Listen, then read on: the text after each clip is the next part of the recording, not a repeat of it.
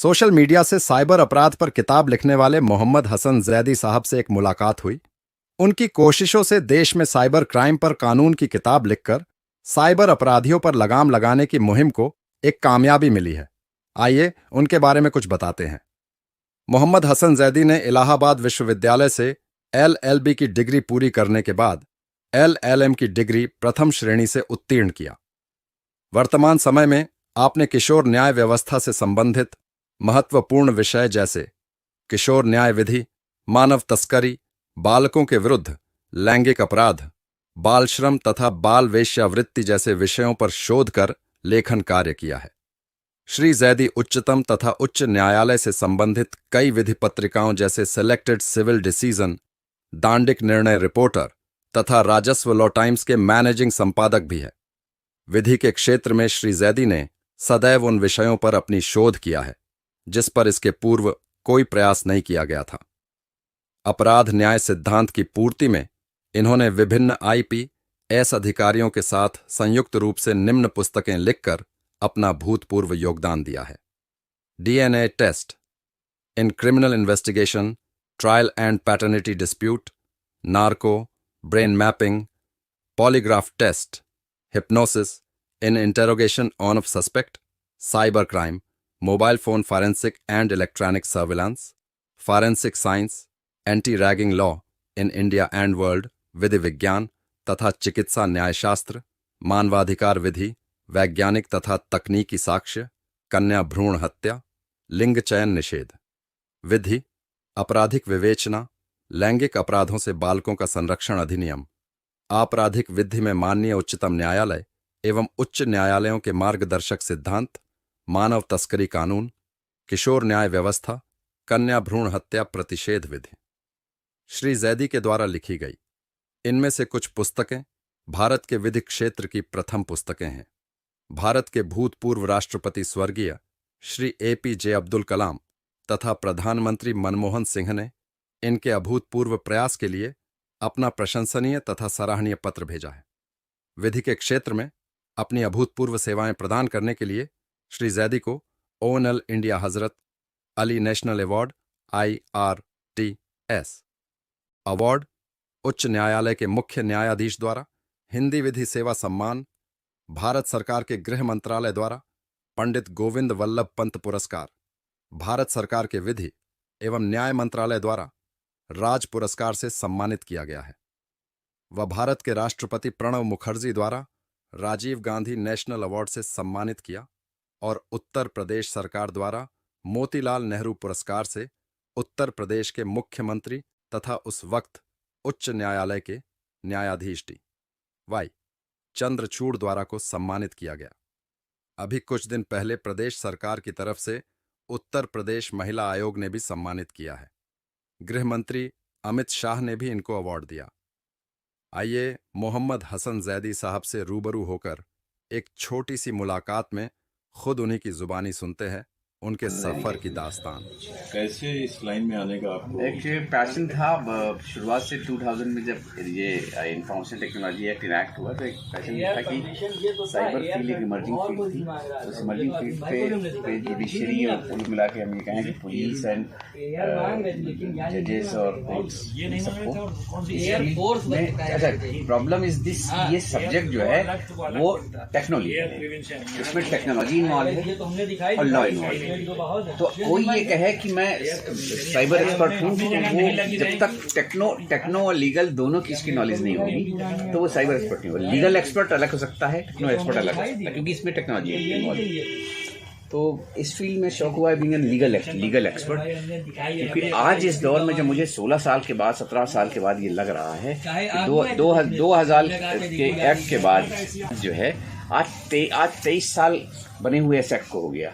जब 2G और 5 के वो थे मतलब हमको नेट फैसिलिटीज़ मिलती थी, आज 5G के टाइम पे हमारा जो लॉ है इनफैक्ट इनसफिशिएंट है, डील ही नहीं करता 5 से 7 क्राइम को छोड़ के।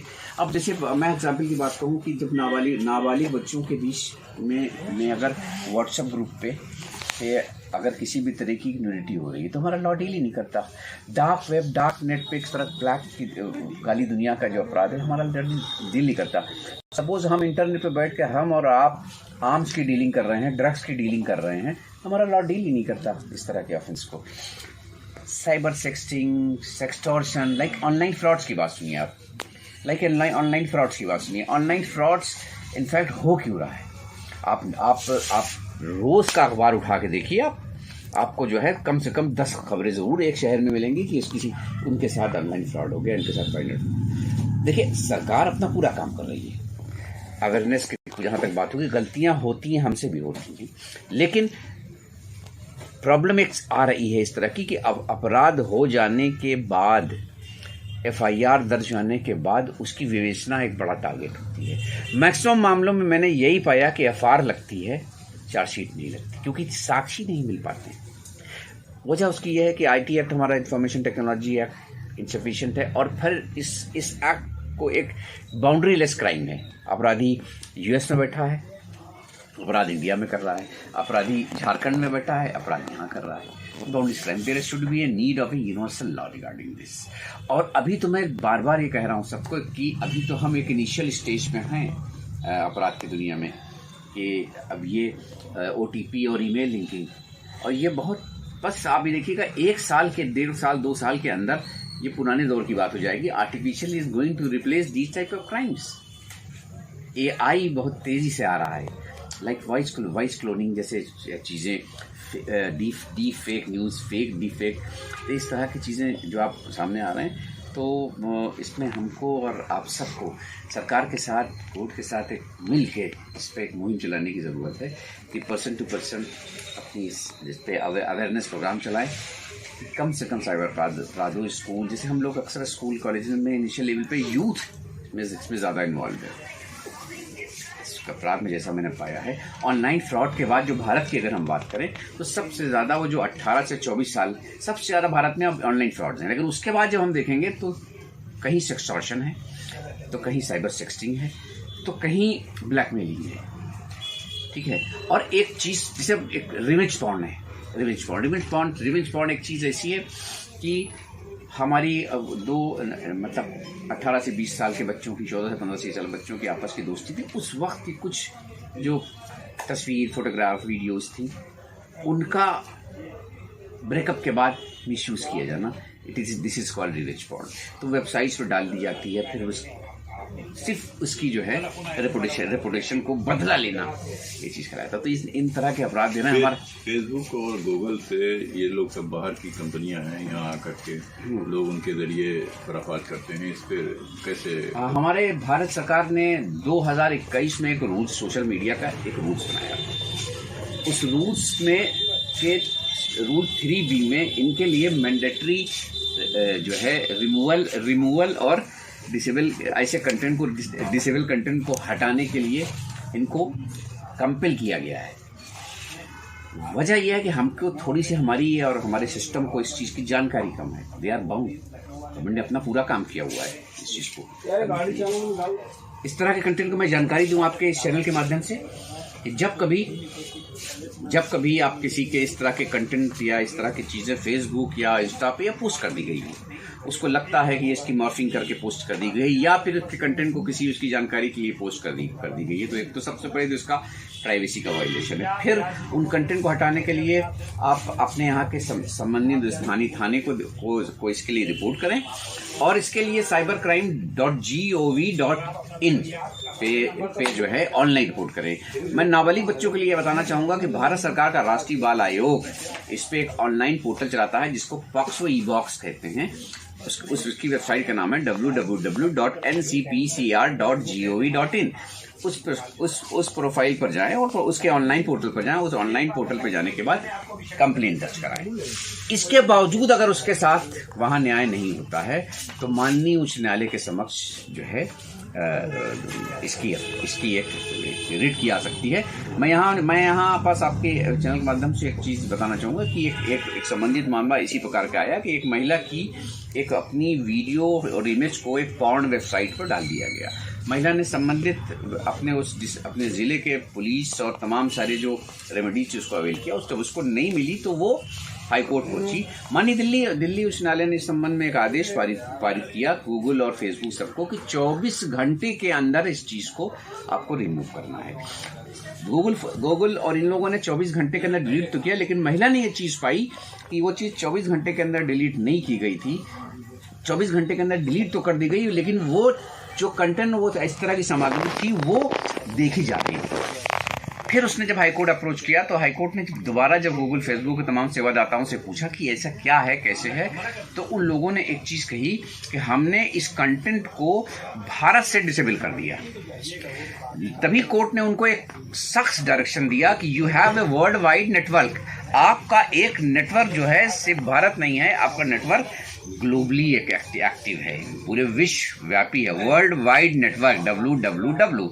इसका मतलब यह, जब हम आपको आदेश करें किसी चीज़ को हटाने के लिए, डिसेबल करने के लिए, तो not from the place from it was uploaded, it was disable from all over the world. तो ये है किसी कंटेंट हटाने की बात। कितनी किताबें आपने लिखी हैं? हमारी अब तक 18 किताबें आ चुकी हैं। मेनली मैं child protection and cyber crime पर स्पेसिफिकली काम करता हूँ। तो साइबर क्राइम पे अब तक कितनी किताबें? मेरी अब तक 3 किताब है। अभी मैं इंडिया की एक पहली किताब है artificial intelligence law and evidence in India.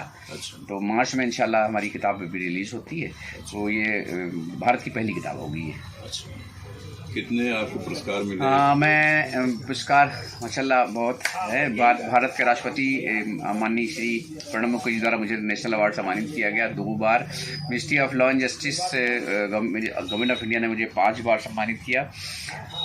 Mister honourable Amit Shah ji ने भी अभी पिछले साल मुझे मिनिस्ट्री गवर्नमेंट ऑफ इंडिया ने, मिनिस्ट्री ऑफ होम अफेयर ने मुझे अवार्ड सम्मानित किया गया। स्टेट में मुझे माननीय अखिलेश जी की सरकार में सम्मानित किया गया। फिर उसके बाद मुझे भारत सरकार के, उत्तर प्रदेश सरकार के महिला एवं बाल विकास द्वारा सम्मानित किया गया। फिर लगातार अपने इस फील्ड में मैं एक एक्टिव चाइल्ड प्रोटेक्शन पे काम करने वाला और साइबर काम करने वाला एक जो हूँ। पुलिस भी आपसे सपोर्ट लेती रहती है? मैं ट्रेनिंग पार्ट भी देखता हूँ। अच्छा। जजेस का army judiciary juvenile justice system के लिए इनफैक्ट भी काम करता हूँ। तो ये जो भी हमारे यहाँ जुवेनाइल जस्टिस सिस्टम के डिफरेंट स्टेक होल्डर्स हैं, इनकी ट्रेनिंग पार्ट भी देखता हूँ।